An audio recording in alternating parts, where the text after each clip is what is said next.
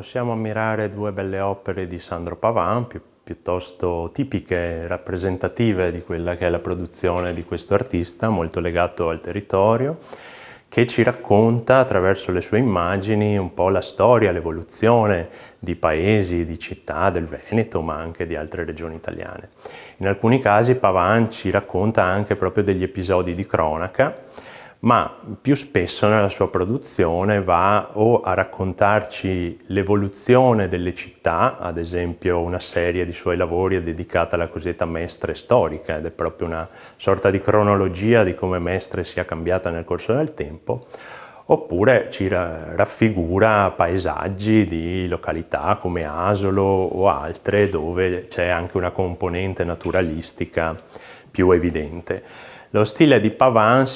come è naturale che sia, evoluto nel tempo, le sue opere spesso sono prodotte en plein air anche durante delle extempore o comunque degli eventi dove si va a confrontare con altri artisti a tutti i livelli ed è una persona sempre in grado di recepire